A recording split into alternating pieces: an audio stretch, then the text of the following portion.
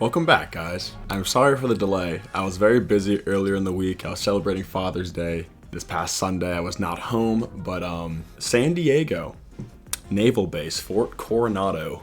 I really hope it keeps returning to the NASCAR schedule because this whole weekend, I loved every second of it. It was spectacular. What didn't happen in the Trucks, O'Reilly, and Cup Series? So much. A first-time winner in Cup with Corey Heim driving that 67 car, 6-7. I still really hope they make his full-time ride, the 67 car instead of the 35 car. Austin Hill winning in the O'Reilly Series, first RCR win after Kyle Busch's passing, just for him to cause absolute carnage in the Cup Series race. Lane Van Rigsbergen, that was one of the best one-liners I have heard. So much happened in these three races. Just going over, I have this whole list of notes right now about all these significant cool things that happened in these three races, and it's just a huge page of stuff. Let's just take the trucks, for example. That turn 16 was lethal the entire race. Jamie McMurray coming out of retirement, slams that wall. Jimmy Johnson. He has less than a year of racing left and he's completely done with all NASCAR competition. He led laps in the Truck Series race in that one truck. Ultimately didn't get the finish he was looking for, but he led laps against guys like Hayden Honeycutt and Lane Riggs. Legit laps too. Chandler Smith fighting for the win gave us a preview for what was to come. Smacked around off of turn 1. Turn 1, that was the one significant turn 1 accident that happened in the truck race. It was just a preview for the O'Reilly and Cup Series race, let's just say that. The racing was great in all three series, but that Truck Series finish, Lane Riggs, Daniel Hemrick, and Tyler Reif. I had no idea who this 19-year-old kid was. He was going out there about to win this race in a Nice Motorsports truck. Keep in mind, Nice has not won a truck race in over 50 races, and this 19-year-old kid I've never heard of before passed the 19 of Hemrick, passed the 34 of Lane Riggs, arguably the best driver in trucks this season, and was just one corner away. He was so close, but he overdrove the corner. The last corner has to come to a complete stop, and Lane Riggs powers by for his 4th win of the year. I don't care. Tyler Reif did a great job. That was awesome. He is going to be great. He's obviously very young. I didn't know who he was. I know who he is now. I was watching at work. They have a bunch of TVs set up. I was looking at the 42. Who's it? Reif? I do predict Lane Riggs to win this Truck Series championship. That's win number 4. Every week it's either Corey Heim, part-time driving in that series, a Cup Series regular, or Lane Riggs. So Lane Riggs is like the only series regular consistently winning races. He's got to win this championship. He's doing so good this year. Good for him. And that Lane Van Gisbergen one-liner, obviously like in parody to Shane Van Gisbergen, because Shane Van Gisbergen's so good on road courses. Lane Van Gisbergen won 2 Truck Series races on the road this year. Truck race was great. And also, at the very end of the race, we had Parker Kligerman and Adam Andretti have a little scuffle on pit road.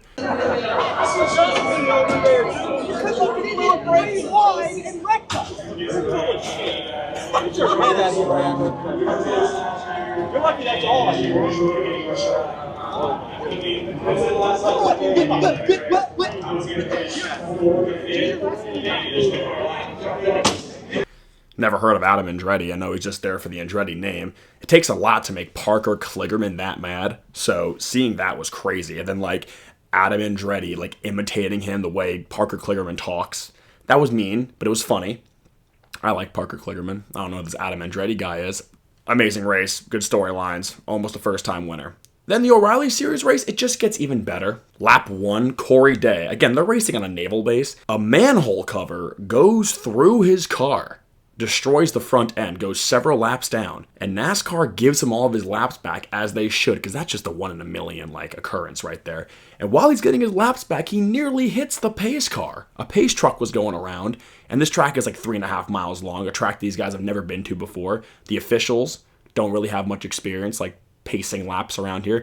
Almost a collision. That would have been shades of like 2015 when Michael McDowell hit the pace car at like Richmond. Parker Retzlaff has been doing an amazing job this season in that 99 car. Underrated, so underrated. Took the lead and led some laps legit on speed. Parker Retzlaff, Usually in the O'Reilly series, you have like it's either a Gibbs car, a Junior Motorsports car, or an RCR car, or a Stewart-Haas car. Outside of those 4 teams, you really don't see many people legit take the lead. Parker Retzlaff did. And then how about this? This sequence right here was just hilarious. Did not get the power down correctly. It's going to give up the lead. Now we just fighting to hold on to second. Oh, big wow. crash. Turn 1. Oh my, that's the huge impact. Sam Mayer makes a massive mistake in turn 1. Remember, Chandler Smith foreshadowed the turn 1 chaos that was to come. Sam Mayer just hits that inside wall, pops back into the racetrack, gets hooked. Wow, massive pileup, hard hit, no safer bear. The wall actually moved. Anthony Alfredo had a great day too. I believe that's Parker Retzlaff's teammate. 15 cars got some sort of damage. This was the turning point in the race. Hard hit, very, very hard hit. Thank gosh everyone's okay. But that wasn't even the most significant part of this sequence. Under the red flag, and I kid you not, a fan somehow hopped over the fence, broke through security. I don't know how he did it. Goes up to Sheldon Creed under the red flag and like is fist bumping him, hitting his car. I think Sheldon Creed in an interview said like he was asking like, how's my left front fender? And the guy was relaying information, but Sheldon Creed said he couldn't really make out his words. He was like slurring his words. Keep in mind, he's in flip-flops too. He hopped the fence with flip-flops, then he left the track wearing flip-flops. Look at this maneuver right here. That's incredible. Wow. The athleticism on this man. Obviously, you're on an active military base though. Like, you're going to get caught. And he did. He got arrested. Actually, insane. This is flashbacks to 2007 when that random fan at Watkins Glen jumped the fence to try and get Matt Kenseth's autograph. Ultimately, Matt Kenseth declined, but that's at Watkins Glen. This is on an active naval base. What are you doing? It was pretty entertaining, and since the CW is so good, they actually covered it. Like a 1 in a million chance of that happening. And the race still has a lot of laps left. Final laps, Taylor Gray and Carson Quaffle going head-to-head, swapping the lead. Ultimately, Taylor Gray makes a massive mistake, dumps the 1, and then a lap later, on the final lap, Austin Hill, of all people, Mr. I Can Only Win Super Speedways, gets around Taylor Gray. He burnt his stuff up, gets the first win for RCR since Kyle Busch passed. For the first time in years, fans are actually happy for Austin Hill. Don't forget, he has a Cup Series race the next day. How's that going to go?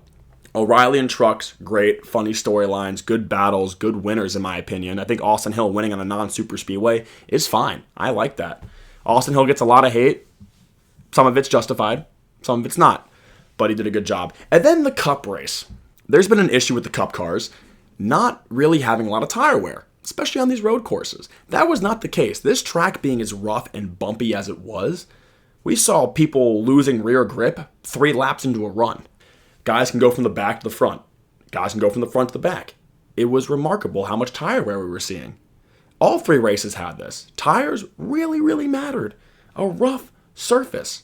A street course. Corey Heim ultimately won this race in just his 13th Cup Series start. Remember, he's going full-time racing next year in Cup.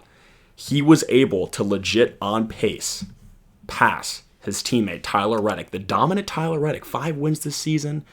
Seems like every single week he's running top 5. He passes him on speed alone. And then the 67 looked like he had this race made, but not quite yet. The 45 makes a late move, tries to get the lead back, hits the 67, but out of respect, Tyler Reddick lets him go. I'm completely okay with that because the 67 had the better car in that moment. He passed him clean. The 45 tried a last-second move to get the lead back, didn't work out. And then ultimately Reddick gave up a bunch of points because he had a flat tire from the contact. And now the points lead between Reddick and Hamlin is just 8 points. It was, mind you, it was over 100 points when Amazon Prime started covering races back at Charlotte a month ago. Now it's 8 points between the top 2. The win was not without controversy, though. Corey Heim dumped his past rival, Carson Hocevar, for the win. This is fair game in my eyes. This could be a rivalry that lasts so many years, and I'm all here for it. These 2 kids are both, 23 years old. Starting next year, they'll be competing against one another on the Cup Series level. The Truck Series a few years ago, Carson Hocevar took out Corey Heim. Not intentionally, but Corey Heim should have won that race and championship. And Corey Heim was like, if you're taking me down, you're going down with me. And he did. Wrecked the 42. That whole truck race went into a complete disaster. Neither of them won that Truck Series championship. And Corey Heim has been, trying to get a full-time ride. He finally did, deserved it. And his 13th start wins a Cup Series race. Legit. He was running fast all day, running well all day. And then also, after the race, for the last couple days, they've been beefing jokingly on Twitter, making fun of each other's sponsors again. Corey Heim has Xfinity as a sponsor. Carson Hocevar has Spectrum. They were making funny comments towards one another, but apparently they called each other. They're all good. It could be a good rivalry for the sport if these two young guns who have had beef in the past, and now this beef was just reignited, if it keeps going. I'm all for it. This is what NASCAR needs, these rivalries, man. Young kids that are going to last a long time that will make a big impact on the sport. I am all here for it. One of the main reasons why Corey Heim was able to win this race was a big turning point. Remember that massive pileup with Sam Mayer? You want to see me do it again? I'm quite curious. SVG hangs on in his spot. Contacted off the wall in turn 1. Big crash here on the restart. Austin Hill was actually having a great Cup Series race, man. Until he wasn't. Missed the corner through Connor Zilich into the wall. Him, SVG, and Austin Hill wiped out. Massive pileup, red flag, wall broke again. Zilich, I don't think has a top 10 all year. Cody Ware is about to pass him in points. The rookie season from hell continues for Connor Zilich. Just can't catch a break. And SVG, the dominant road course racer the last couple of years in NASCAR, taken out in this crash. This left the race wide open. Even before they were taken out, though, Zilich fell back for a while. SVG lost the lead. It kind of seemed like anybody had a chance in this race. It wasn't just like SVG getting a 13-second lead. Everyone seemed to be on an even playing field from the very start. But this incident led to Corey Heim being able to take advantage of it. And I'm all here for it. And how about this? Bubba Wallace, early in the race, loses a wheel. 2-lap penalty. And Bubba Wallace is not notoriously a good road course racer. Due to the nature of being able to pass on this track, all the crazy stuff that happened, plus just having a good car, he drove all the way back up to second place on a road course in the next-gen era. Are you kidding me? We also had a driver swap in this race. Brent Cruz took over for the injured Christopher Bell just to blow up and finish dead last. This will be a yellow. We'll see if anybody tries to jump the pit road up. Won't start up. Brent Cruz. Yeah, Brent Cruz reporting a gearbox issue in this Cup car. Keep in mind, it's much different than the pattern he'd be used to in the O'Reilly's car. Just a little storyline to add to this weekend. Christopher Bell, as of right now, might do the same thing for Sonoma, another road course coming up because, again, rights and lefts, a lot of shifting. His hand's still broken, his wrist. Might be the same thing, but Brent Cruz, it wasn't his fault, but that's still cool. Your first start's got to come at one point. An 18-year-old Brent Cruz, it was at the San Diego Naval Base.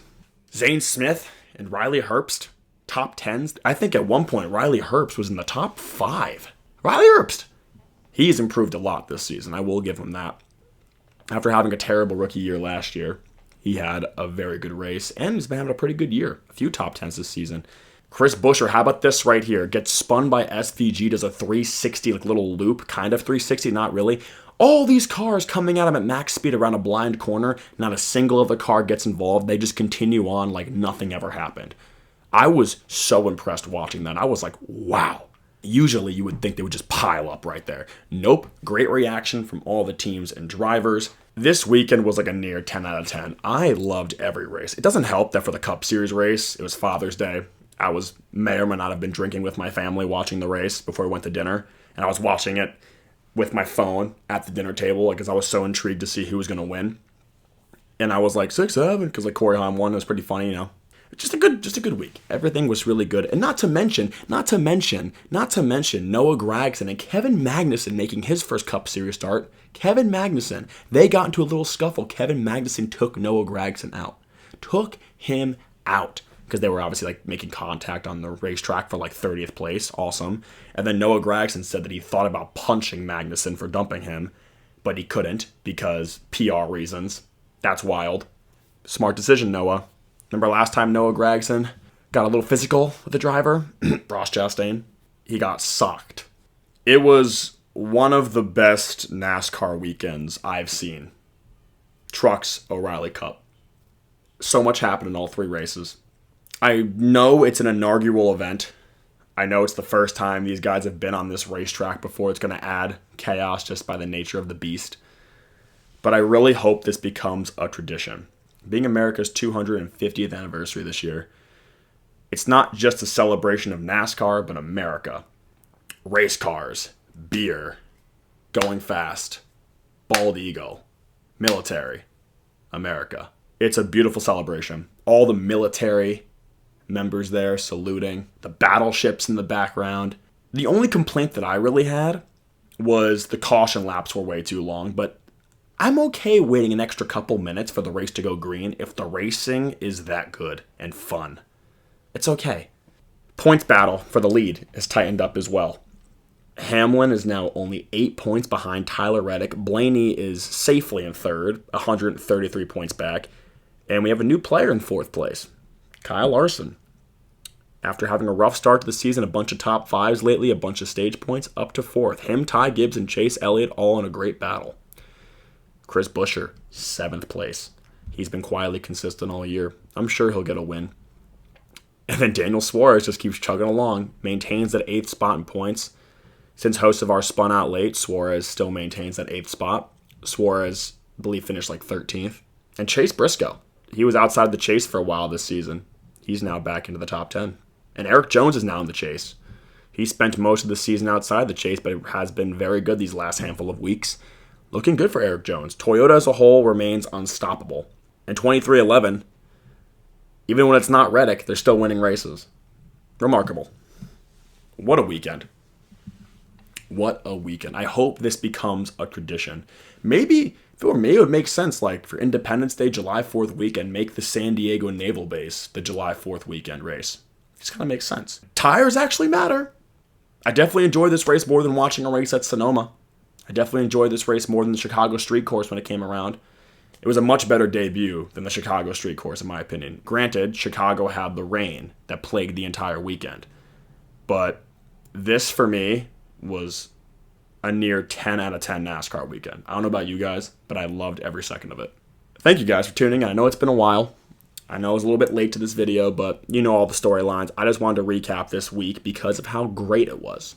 This last weekend of racing was great. We go to Sonoma, the first race of the in-season tournament. I have to make a bracket. Remember last year when the tournament started at Atlanta, and due to the unpredictability of Atlanta, everyone's bracket was busted round one. Now it's Sonoma, so it might not be that chaotic, but I gotta make one of those. What did you guys think of San Diego in NASCAR? I loved it. Thank you guys for tuning in. Please have a great rest of your day. Take care. Peace.